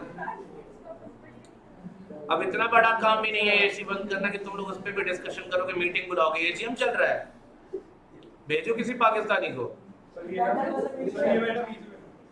हाँ, उड़ा देगा बॉम्ब से। चलो भाई इधर देखो जरा, ये क्वेश्चन देखो कितना आसान क्वेश्चन है। क्या करना है इसमें? इन्वेंट्री वैल्यूएशन करना है by using which method? FIFO चल रहा है तो फीफो ही बोलूंगा ना। बोलो, यहाँ नहीं लिखा लेकिन एग्जाम में लिख के आएगा। अब समझो ध्यान से, बड़ा सिंपल है।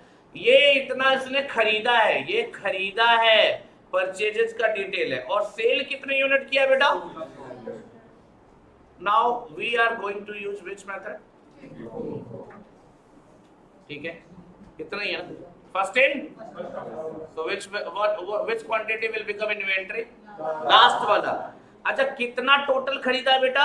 ध्यान से देखो, बाद में दोबारा ये उम्मीद मत करना कि मैं फिर से तुम्हें बैठा के समझाऊंगा। ये पढ़ा रहा हूँ तो पढ़ो ध्यान से, बातें करोगे तो फिर छोड़ दो, कोई दिक्कत नहीं है, अगले अटेम्प्ट में भी देख लेंगे। 2600 रुपए 2600 यूनिट खरीदा था, उसमें से बेच कितना गया? अब फीफो मेथड के हिसाब से कौन सा बिक गया होगा? ऊपर बिक गया होगा, लास्ट वाला। इन्वेंट्री कितनी यूनिट बचा बेटा? 1000 यूनिट, हाँ या ना? और 1000 यूनिट कहां से बचा होगा? तो पहले 800 बचा और अभी कितना चाहिए? ऊपर वाले में से 200 उठा लिया। तो देखो क्या करना है ना, ये तुम्हारा सॉल्यूशन भाई मजाक है, मजाक। 5 नंबर का सवाल है, अगर 4-5 नंबर में तुमसे ये पूछे तो ये तुम्हारा सॉल्यूशन है, ऐश करो, यही आ जाए बस, बाकी क्वेश्चन नहीं करना। 95 मार्क्स का।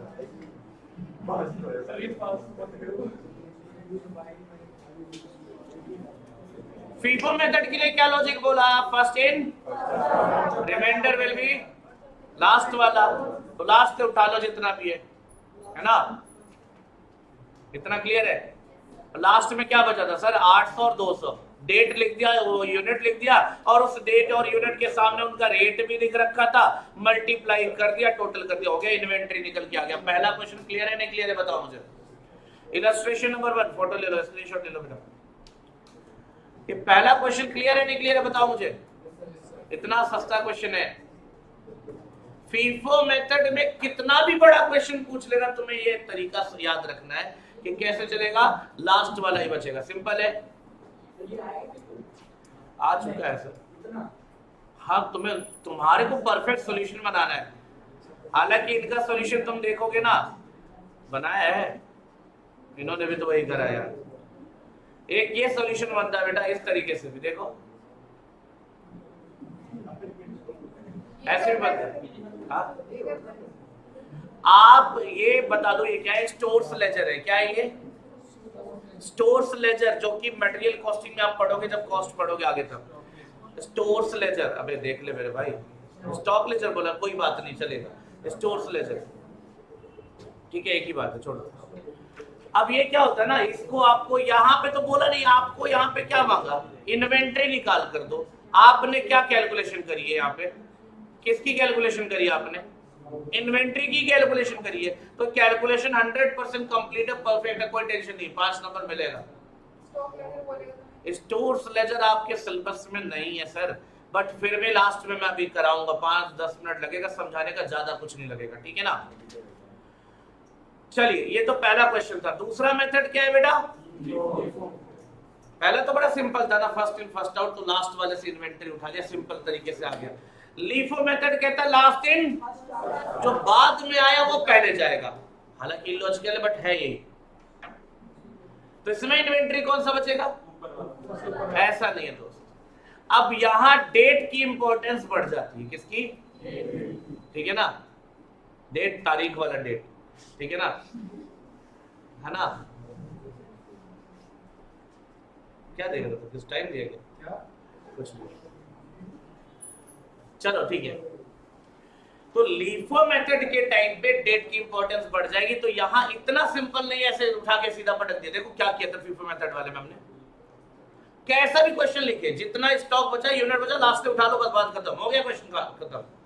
लेकिन जब लीफो मेथड आएगा तो आपको 2 टेबल देगा, ध्यान से देखिए। लीफो में जनरली तुम्हें ये मिलेगा। अब ये तो इलस्ट्रेशन 1 को ही कह रहा है ना, 2 को। इसमें तुम्हारे में 2 होगा, इसमें 1 है। जो भी पिछला क्वेश्चन तुम्हारे में क्या था? 2 है ना?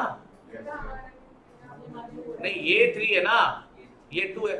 बट इसके पहले वाला जो अभी किया आपने 2 था ना, मेरे में 1 था। तो वही कह रहा हूं, तो फर्स्ट इलस्ट्रेशन की इंफॉर्मेशन को ही यूज करने बोल रहा है। इसमें फर्स्ट बोल रहा है, तुम्हारे में सेकंड बोलेगा, बात एक ही है। ठीक है दोस्त, समझो ध्यान से। अगर क्लियर हो तो बता दो मुझे। क्वेश्चन क्या कह रहा है? प्रीवियस क्वेश्चन को बेस लेना है ना, और इश्यूज के लिए डेट अलग अलग बता दिया। देखो प्रीवियस क्वेश्चन को मैं यहाँ पे ले आता हूँ, टेंशन मत लो। क्या था ये ध्यान दे रहे, निकालना ही अभी सब लोग अपनी बुक में, और बताना मुझे क्या डिटेल था। ये परचेज का डिटेल बताओ ना यार, डेट बताओ, पहले सबके डेट बता दो। 4th, next 10 दिसंबर 11, 19, 80 28, 1928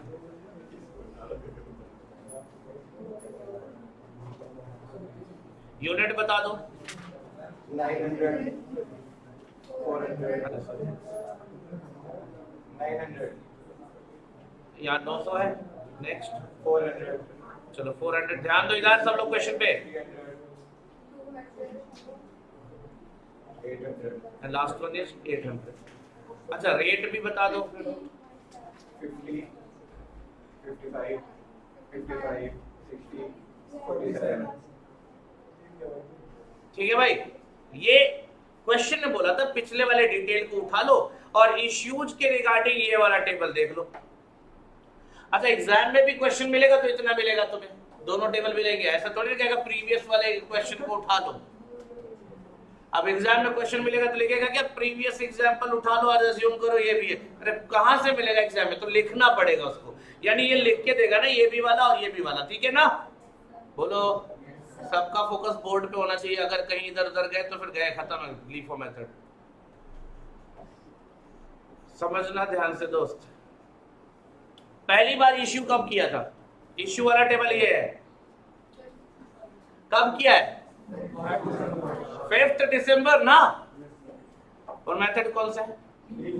अब आप मुझे बताओ अगर 5 दिसंबर को इश्यू किया है तो लास्ट दिन क्या होगा 28 पॉसिबल है। आज अगर 5 तारीख हो और आज तुम गुड्स बेच रहे हो तो 28 तारीख वाला गुड्स बेच दोगे आगे का। शक्तिमान हो क्या, टाइम मशीन लेके घूम रहे हो। हाँ वो तो अलग ही। सर मेरी बात नीतीश को बता दिए अच्छा नहीं ये तो गंगाधर है। दोनों एक ही है। हाँ दोनों एक ही, तुम दोनों एक ही हो ना। अच्छा चलो जाए, समझो ध्यान से। तो बेटा 5 दिसंबर के लिए लास्ट दिन क्या होगा 4th ना, 5th या उसके पहले कोई भी डेट, तो 4th वाले में से ये 500 कहां से चला जाएगा, इस 900 वाले यूनिट में से। तो यहां से 500 चला गया, कितना बच गया। समझ में आई बात। एग्जाम में भी तुम्हें ऐसे करना, क्वेश्चन पेपर पे पेंसिल से करना। सुनो ध्यान से, कुछ मत करना, क्वेश्चन पेपर में इतना क्वेश्चन लिख के तुम्हें मिल गया। अब तुम्हारे को इन्वेंटरी वैल्यूएशन करना है ना लिफो मेथड से। ये पहला देखा 5 तारीख है, 5 तारीख के लिए लास्ट दिन मिला क्या 4th, 500 यूनिट देना, यहाँ 500 माइनस करके कितना लिख दिया मैंने। सिंपल पेंसिल उठा के एग्जाम में भी ऐसे कर देना, बात खत्म। नेक्स्ट देखो क्या है दिसंबर। अब इसके लिए लास्ट दिन क्या होगा सर 19 या उसके पहले, तो कितने यूनिट दिए थे 19 में तो केवल 200 था, 200 खत्म, और कितना चाहिए 400। ऊपर गया तो पता चला 300, ये भी खत्म, और कितने चाहिए, तो यहां से 100 दे दिया, कितने यूनिट बच गए, बस ऐसे लिख देना, बात खत्म। क्लियर है। और कब था 29 को, कितने यूनिट 29 के लिए लास्ट दिन क्या था 28 वाले में से 500 चला गया, कितना बचा। तो आप समझ सकते हो कि आपका इन्वेंटरी वैल्यूएशन हो गया। ये लो 4 दिसंबर 400 यूनिट 50 की रेट, 10 दिसंबर 300 यूनिट 55 की रेट, और लास्ट वाला 28 दिसंबर 300 यूनिट 47 की रेट। हो गया काम खत्म। हाँ और क्या, 5 नंबर में ये करेगा तू। उसने बोला था स्टोर्स लेजर बनाओ। What is the demand of question, देता हूं बेटा 1 मिनट रुको, करता हूं एक फ्रेम में। क्वेश्चन की डिमांड क्या थी, इन्वेंटरी वैल्यू करो। तुमने किया नहीं किया इन्वेंटरी वैल्यूएशन, बस बात खत्म। ये है इतना। भाई देखो जब तुम्हें नंबर ही 5 मिलने हैं और उसने तुमसे इन्वेंटरी वैल्यूएशन करने को बोला, तो तुम क्यों जाओगे स्टोर्स लेजर बना के इतना काम करने। ये तुम्हारा आगे क्वेश्चन सॉल्व हो गया इतना, बोलो।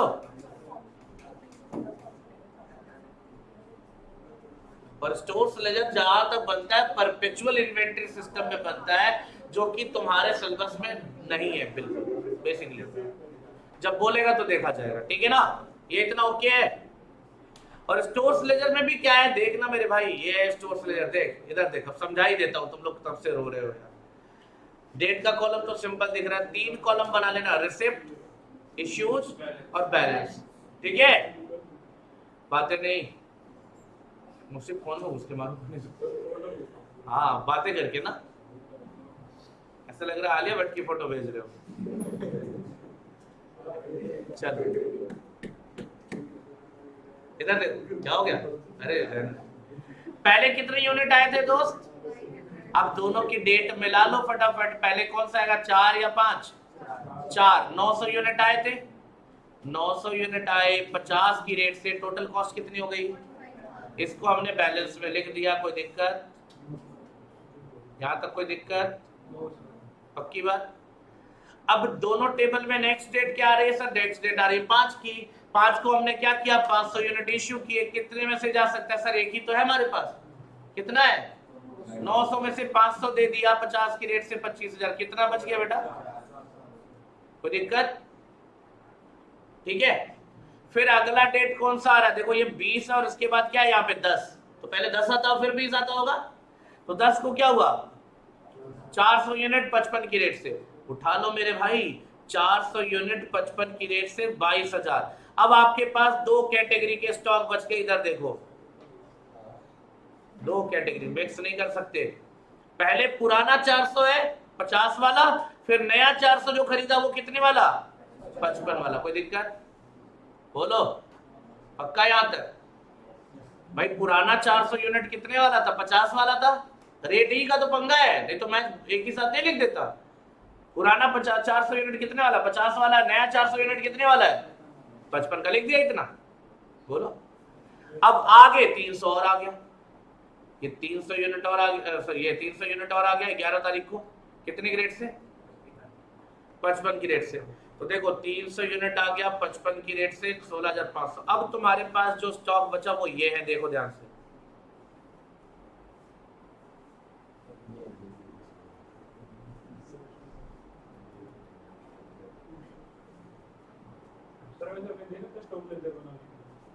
अगर बोलेगा तो बनाना पड़ेगा। बोलेगा नहीं, अभी तक कभी नहीं बोला और बोलने का अधिकार भी नहीं, लेकिन आईसीआई को सारे अधिकार मिल जाते हैं indirectly, as you all no.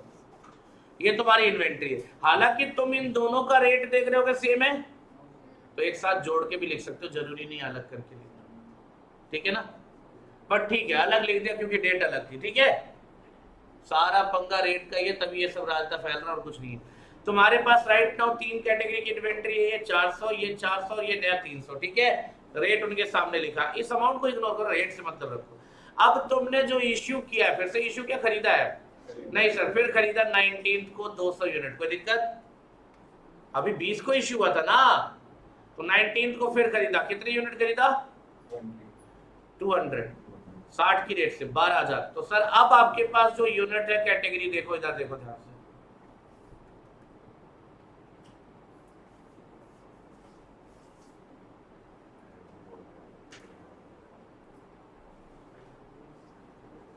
यहां तक दिक्कत हो तो बता दो। अभी देखो एक के बाद एक इन्वेंट्री आते जा रहा है और सबका रेट अलग है, इसलिए अलग अलग करके लिखा है। इससे ज्यादा कुछ दिमाग नहीं लगाना तुम्हें। ठीक है, लेंथी तो पड़ेगा ना यार, टाइम तो लेगा ही ना। कम लिख रहे हो क्या तुम? लिखना तो पड़ेगा ही। अब तुम्हारे पास टोटल 4 कैटेगरी। देखो पहले एक कैटेगरी का था, फिर एक और आ गया, 2 कैटेगरी का हो गया, फिर एक और आ गया, 3 कैटेगरी का हो गया, अब एक और आ गया, 4 कैटेगरी का हो गया। कोई दिक्कत? पक्का? ये चारों अलग अलग रेट के इसलिए लिख दिया यहाँ पे। कोई दिक्कत हो तो बता दो। अब तुमने इश्यू किया कितनी यूनिट? 20 तारीख है ना पहले, अब 600 यूनिट इश्यू किया। अब कौन सा मेथड है? अगर फीफो होता तो सर, फीफो होता तो पहले कौन सा जाता, फिर इसी में से होता ना। लेकिन कौन सा मेथड है दोस्त अभी? लीफो। तो लीफो उल्टा चलता है, पहले 200 दिख रहा है, फिर दिख रहा है, फिर और कितना 600 चाहिए था तो 100 और आ गया, तो उसके ऊपर वाला रेट आ जाएगा। ठीक है, अब देखो ये पूरा खत्म हो गया, ये भी पूरा खत्म हो गया। बचा कितना सर? 400 यूनिट ये बच गया और यहां से 300 यूनिट बच गया। देखो ध्यान से, ध्यान से देखो, ध्यान से।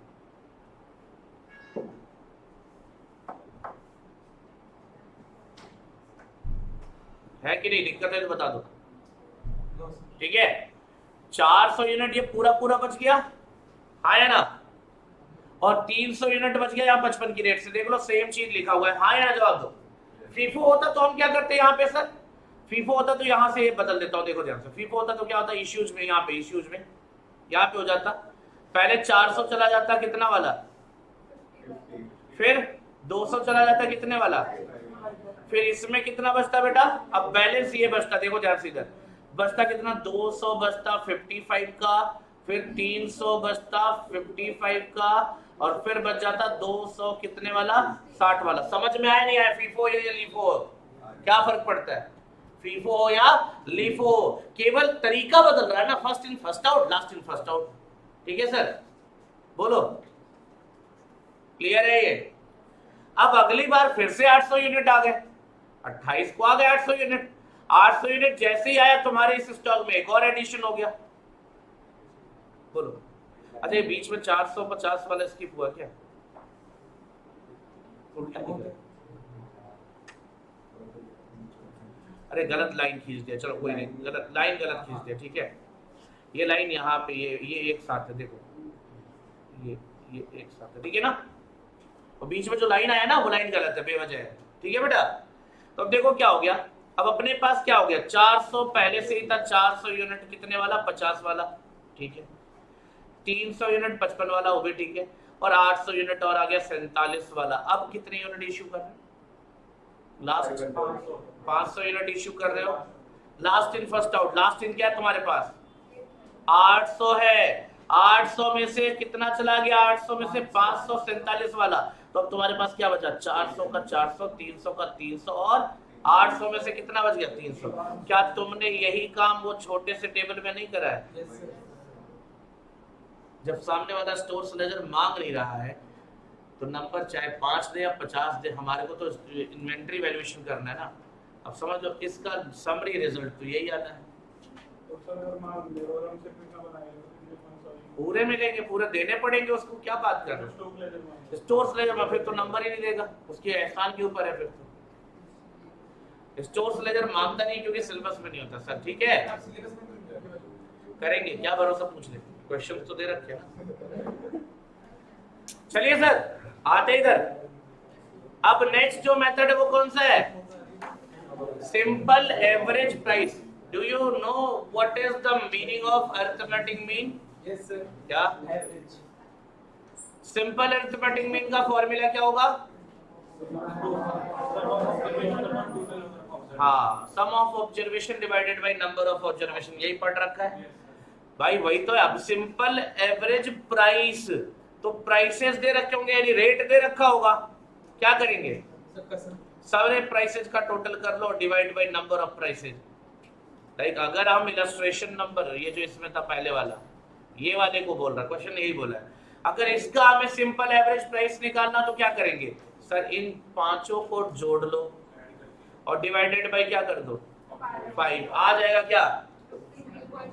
और सिंपल एवरेज प्राइस आने के बाद मल्टीप्लाइड बाय कितने यूनिट स्टॉक में बच रहे थे, 1000 से मल्टीप्लाई कर दो, you will get the stock. देख लो ये इतना है डिवाइडेड बाय, ये आ गया ना, और उसके बाद 1000 यूनिट बचे थे, मल्टीप्लाई कर दिया। कोई दिक्कत हो तो बता दो, ठीक है, कोई दिक्कत है। वेटेड एवरेज क्या होता है बेटा, वेटेड एवरेज का फॉर्मूला होता है, सुनो ध्यान से, वेटेड एवरेज का फॉर्मूला होता है total cost divided by total number of units, इतना ही है ये, बाकी आगे की कहानी का कोई लेना देना नहीं है। Total cost divided by total unit कैसे आएगा, अगर यही सेम क्वेश्चन अगेन सॉल्व करना हो, देखो ध्यान से, total cost divided by total units कैसे बनेगा, ध्यान से देखो, total cost divided by total unit, तो भाई टोटल कॉस्ट कैसे आता है, ध्यान से देखिए आप, ऐसे आता है टोटल कॉस्ट। कितने रुपए में खरीदा था पहला 900 यूनिट, बताइए, मल्टीप्लाई कर दीजिए, 45,000। नेक्स्ट,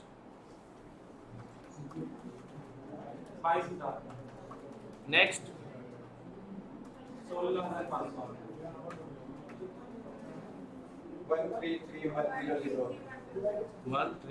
13 अरे क्या है तुम भी ना, मैं लिख रहा हूँ तो बीच में गड़बड़ कर दे रहा। 12,000। और नेक्स्ट 13,310। अब इसका टोटल कितना है बेटा, 1,35,100।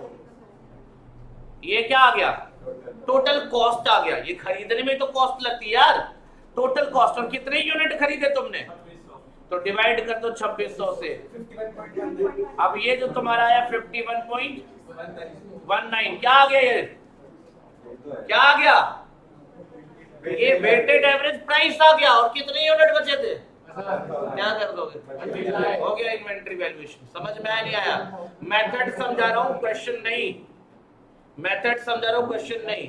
सिंपल एवरेज बोलता तो क्या करते सर, सर इनका समेशन कर देते, ये जो है ये समेशन करके डिवाइडेड बाय 5 कर देते, आ जाता क्या, simple average price multiplied by 1000, stock आ गया। वेटेड एवरेज बोलेगा तो इनका समेशन करना टोटल कॉस्ट और divided by total number of unit, you will get weighted average price. Are you okay with that, yes ठीक है। बट ऑब्वियसली है कि इससे इतना आसान तो नहीं होना चाहिए। तो स्टोर्स लेजर वाली जब बातें आएंगी तो मैं उस पर कराऊंगा इस क्वेश्चन को, क्योंकि एवरेज और वेटेड एवरेज तभी आएगा जब स्टोर्स लेजर की बात करोगे। और उनमें भी एवरेज प्राइस मेथड के क्वेश्चन आपके एग्जाम में नहीं पूछे जाते जनरली, क्योंकि थोड़ा बेसलेस होता है, ठीक है ना। एवरेज प्राइस में कई तरीके के फ्लॉज होते हैं जिसकी वजह से मेथड ऑपरेट नहीं हो पाता प्रॉपर, तो उसमें गड़बड़ होती है, ठीक है। तो इनके बारे में हम डिस्कशन करेंगे, ठीक है। ये देखो इसने निकाला है वेटेड एवरेज की रेट से, तो अभी हम बात करेंगे इसको, लास्ट में करेंगे स्टोर्स लेजर का क्वेश्चन वेटेड एवरेज की रेट से भी। बाकी ये तुम्हें मैंने समझा दिया, देख लो ये वाला तो तुम्हें बता दिया, ठीक है। अब जा रहा हूं मैं कराने नॉन हिस्टोरिकल कॉस्ट मेथड, उसके बाद ब्रेक लेंगे 5 मिनट का, फिर उसके बाद रिज्यूम होगा। नॉन हिस्टोरिकल कॉस्ट मेथड पहले खत्म करने जा रहा हूं, और एक ही मेथड है इसमें, ध्यान देना। मेथड खत्म होने के बाद हमें करना है स्टॉक टेकिंग, जो मेनली एग्जाम में कवर होता है। ये तो कभी कभार आ जाता है तो गलती से, वरना फ्रीक्वेंसी स्टॉक टेकिंग की ज्यादा होती है। तो ये करा रहा हूं केवल और केवल लास्ट, उसके बाद 5 मिनट का ब्रेक। 5 मिनट से ज्यादा ब्रेक नहीं मिलेगा, जिसको ज्यादा ब्रेक चाहिए घर चले जाओ, कोई दिक्कत नहीं, सही है। फिर अगले दिन तक का ब्रेक, संडे वनडे मिला बढ़िया ब्रेक मिल जाएगा। तो बेटा तू 20 मिनट बाद आ, कोई दिक्कत नहीं, हम अगला टॉपिक कर लेंगे, छूट जाएगा तो देख लेना।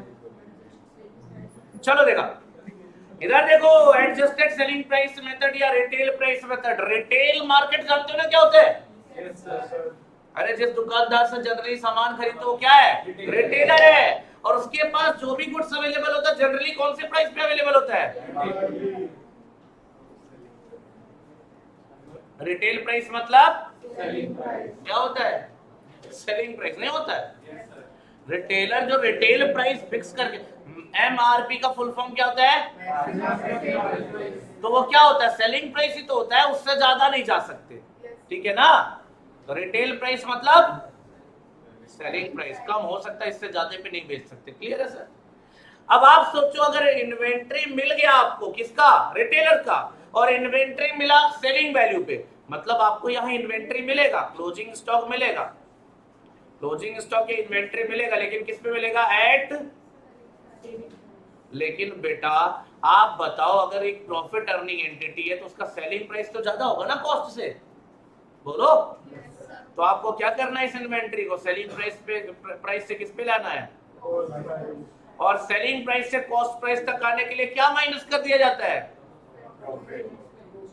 जनरली ग्रॉस प्रॉफिट ना।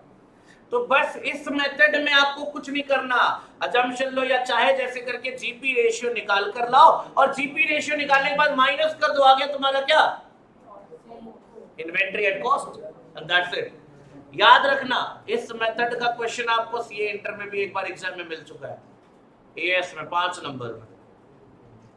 तो मैं बता रहा हूं, एक बार देखा था मैंने रिसेंटली, 3-4 साल के बीच की बात बता रहा हूं। इलस्ट्रेशन नंबर 5 पे आ जाओ फटाफट। इलस्ट्रेशन नंबर 5 यही है, देखो तुम्हें दिखा रहा हूं मैं, इधर इन्वेंट्री मिल रहा है, देखो इधर दिख रहा है ना, ये क्या दिखा है यहाँ पे तुम्हें, sales price of closing inventory, selling price of closing inventory दे रखा है, कितना बेटा, 2,35,000। क्या ये आपकी एक्चुअल इन्वेंट्री होगी, नहीं सर, ये तो कॉस्ट पे आनी चाहिए थी, कॉस्ट पता नहीं है, कैसे करेंगे। अब इन सारे इंफॉर्मेशन का यूज करके हम क्या निकालेंगे, कॉस्ट प्राइस निकालेंगे, जीपी रेशियो निकालेंगे, उसके बाद कॉस्ट प्राइस आ जाएगा, कोई दिक्कत, पक्का। सुन लो ध्यान से, कैसे शुरू करेंगे इस क्वेश्चन को, बातें बंद रखो नहीं उठा के बाहर फेंक दूंगा, ठीक है, अगर नॉन स्टॉप बातें करनी है बेटा घर जाओ ना, कौन बुलाया तुम्हें आज? सुनो, मतलब इतना आराम से लेके चल रहा हूँ, अब तक खत्म कर चुका होता आधे से ज्यादा, ये सब जानबूझ के स्लो लेके चल रहा हूँ कि रिटेन कर पाओ तुम, प्रॉपर यूटिलाइजेशन ऑफ टाइम हो जाए। 2 घंटे का चैप्टर है, ये ज्यादा नहीं है, 3 घंटे इसीलिए ले रहा हूँ, तो आराम से पढ़ो थोड़ा सा और बातें नहीं करो। आपको इस तरीके का, यानी इस तरीके का क्वेश्चन, यानी कि एडजस्टेड सेलिंग प्राइस यानी रिटेल प्राइस मेथड का क्वेश्चन करने के लिए आपको सबसे पहले ये फॉलो करना है। क्या? लेट अस अज्यूम, क्या अजम्पशन लेंगे? जितने यूनिट खरीदा था सब, all the goods have been sold, मतलब सब बिक गया, कुछ क्लोजिंग नहीं बचा, सब बिक गया।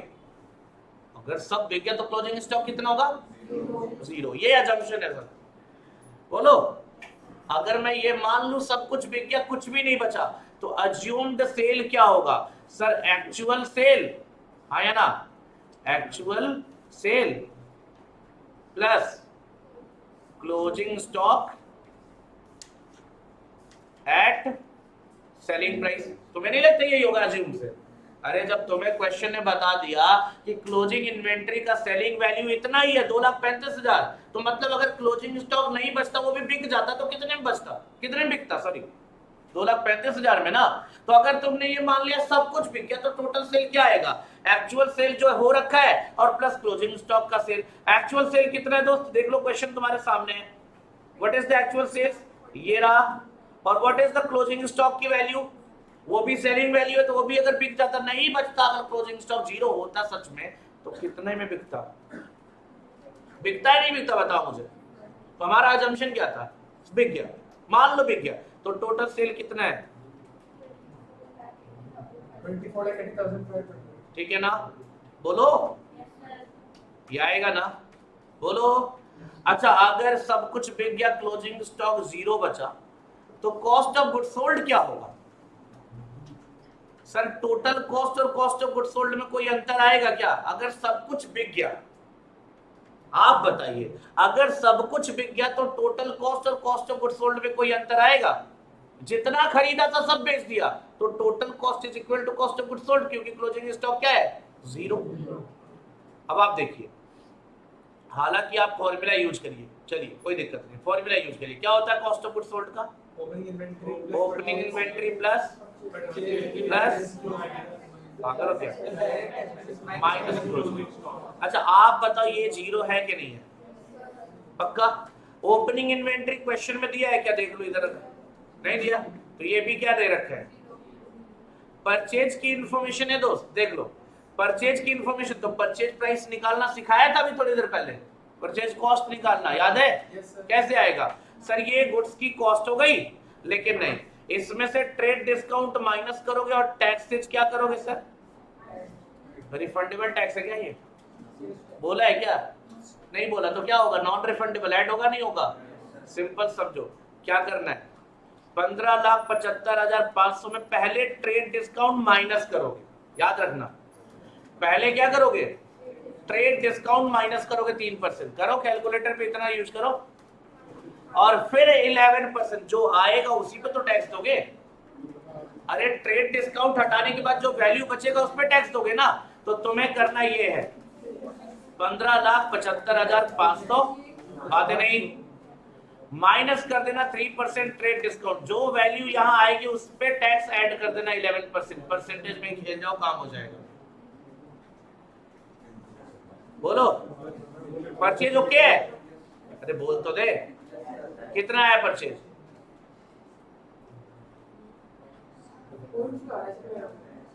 डेसिमल में आ रहा है पूरा अमाउंट, ऊपर कुछ है, पहले वैल्यू नहीं आ रहा है, तो बोलोगे तब तो 1695,580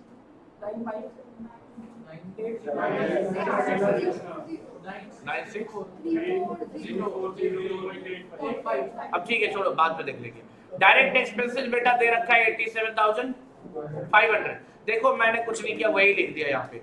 इसको जोड़ कर लाओ, देखो इतनी वैल्यू आ रही है कि नहीं आ रही है, बताइए मुझे। इसको जोड़ कर लाओ, this is your assumed COGS।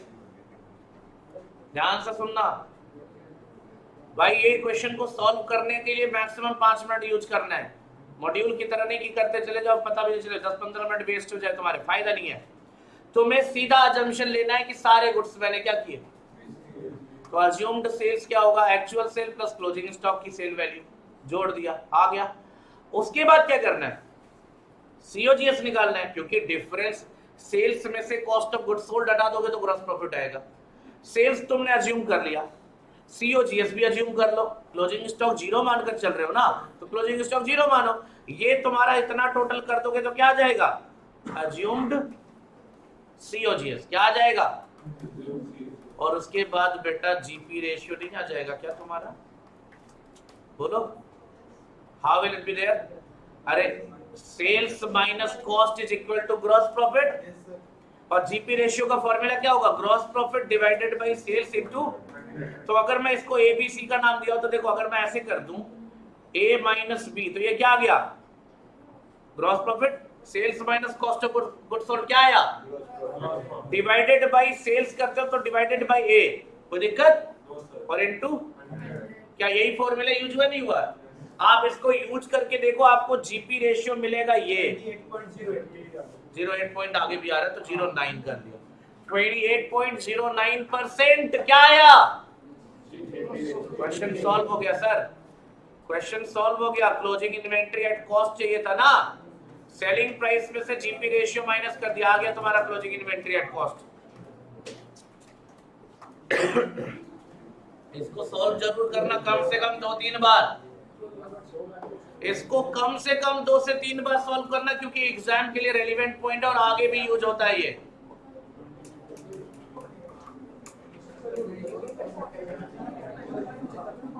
हो गया,